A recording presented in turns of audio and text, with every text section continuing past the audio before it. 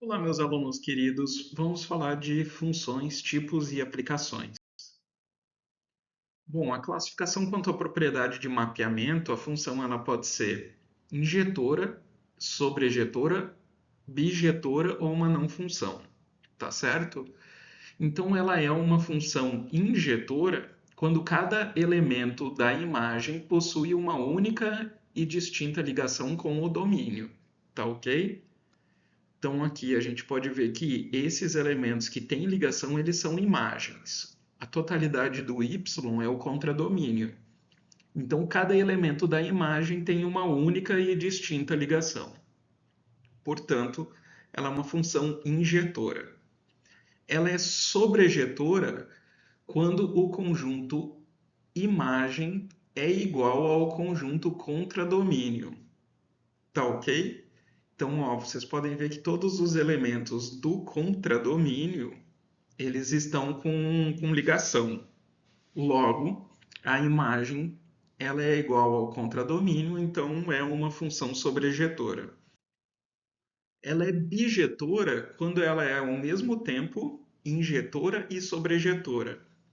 Ou seja, todos os elementos dela têm ligação com o domínio, todos os elementos do contradomínio têm ligação com o domínio, logo a imagem e o contradomínio são iguais, e todos os elementos da imagem têm uma única ligação com o domínio, não tem uma ligação dupla. Então, logo ela é injetora também. Ela não é função quando existe elemento do y sem ligação, sem imagem correspondente, e ela também não é função quando algum elemento do x do domínio tem duas ligações com o elemento do contradomínio. Tá ok? Aí ela não pode ser considerada função. Então, relembrando, a função é uma regra de relacionamento entre dois conjuntos, né? Entre duas variáveis. Um localizado no domínio e o outro realizado no contradomínio. Tá certo? Então, para cada ponto em X, você tem um reflexo, uma imagem sobre o Y. Tá? Então, por isso que se utiliza essa expressão de imagem. Tá? E quando essa regra, quando não existe uma regra clara, quando ela desrespeita esses princípios de ponto no domínio sem ligação ou ponto no domínio com duas ligações na imagem, com dois resultados na imagem, aí ela não pode ser considerada uma função. Então existe um teste que quando está plotado no plano cartesiano, você traça linhas perpendiculares sobre essa função. E se houver dois pontos de intercepto nessas linhas perpendiculares, já não pode ser considerada função. Então, se tiver um ponto de intercepto por toda a figura plotada, aí sim pode ser considerada uma função. Bom, então aqui um resuminho. Injetora, quando cada elemento da imagem tem no máximo uma origem, ou seja, um ponto no domínio. Sobrejetora, quando a imagem da função ela coincide com o contradomínio, ou seja, todos os elementos do contradomínio eles são ligados com elementos do domínio, e ela é bijetora quando ela é injetora e sobrejetora ao mesmo tempo. Não é função quando algum elemento do domínio não tem ligação não tem resultado na imagem, e ela não é função quando um elemento do domínio ele tem mais de uma saída, mais de uma ligação. Tá ok? Bom, aqui a gente tem a classificação das funções de acordo com as formas algébricas. Então, aqui é um exemplo de função constante, o modelinho básico da função constante, e aqui é uma função constante plotada, né? O f de x igual a 4. Então a gente pode ver aqui que o 4 ele é o ponto de intercepto no y e ela é uma linha totalmente horizontal, né? Então, um exemplo pode ser uma mensalidade fixa de um serviço de streaming, que vai ser o mesmo valor, independente do uso. Então, dado que o x ele representaria o uso e o y ele representaria o custo, independente da quantidade de uso que você tem, ele seria o mesmo. Bom, aqui a gente tem uma função afim, cujo a forma básica dela é o ax mais b, que é da equação de primeiro grau. E aqui está plotado um exemplo, né? O f de x igual a 2x menos 1. Então a gente vê que em y ele cruza a partir do menos 1, tá certo? E um exemplo que pode ser dado é o custo de uma corrida de táxi, onde há uma tarifa fixa quando você entra no táxi, e depois uma tarifa variável conforme a quilometragem do táxi. O táxi vai andando, a quilometragem vai aumentando e daí você tem o acréscimo dessa tarifa variada. Pessoal, importante, quando o b do ax mais b ele for igual a zero, ela é chamada de função linear e ela vai passar aqui na origem.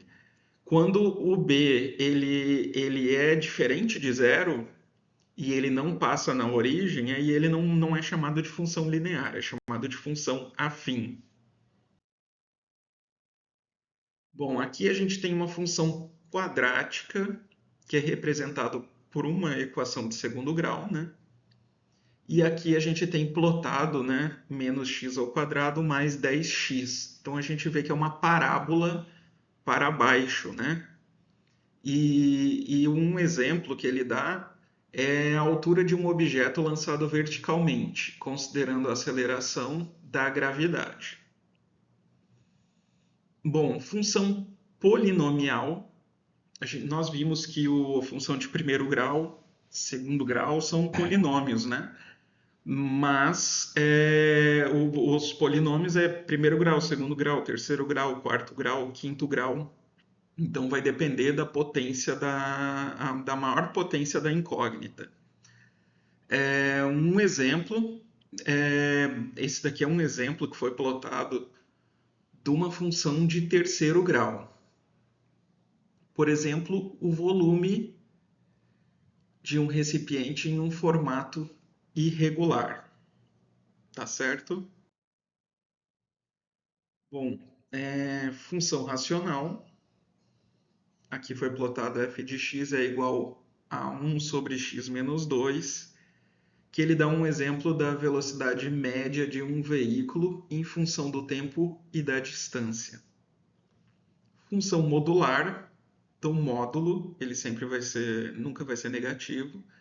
A gente vê o f de x igual a x mais menos 3 em módulo, e a gente vê que ele está sempre no lado do y positivo, né?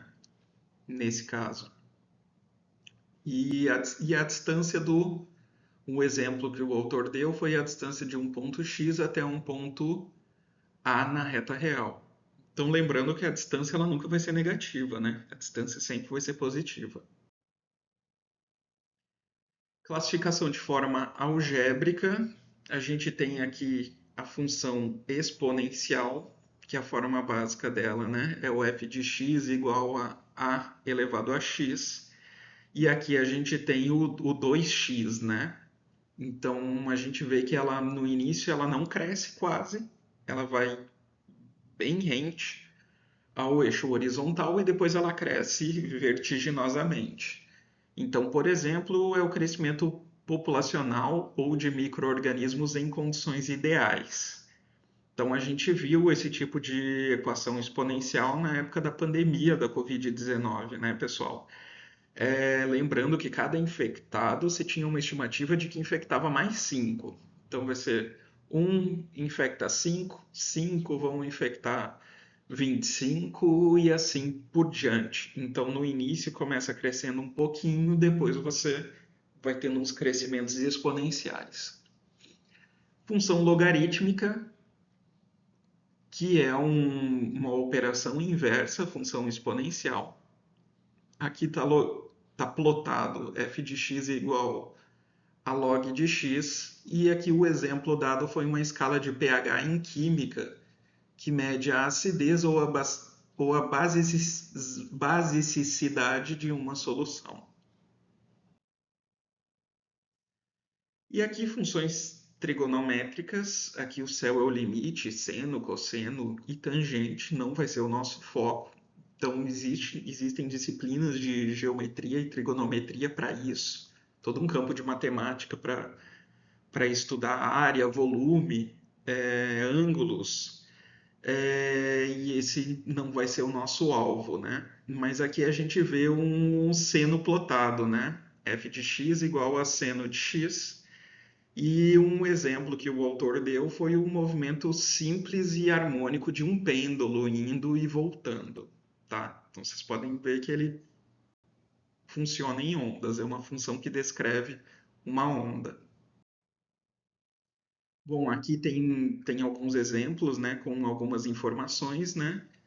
A função afim, né, a forma da equação básica.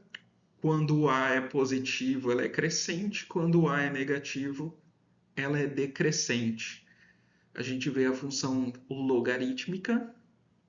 Quando A é maior que 1, ele vai ser assim, né?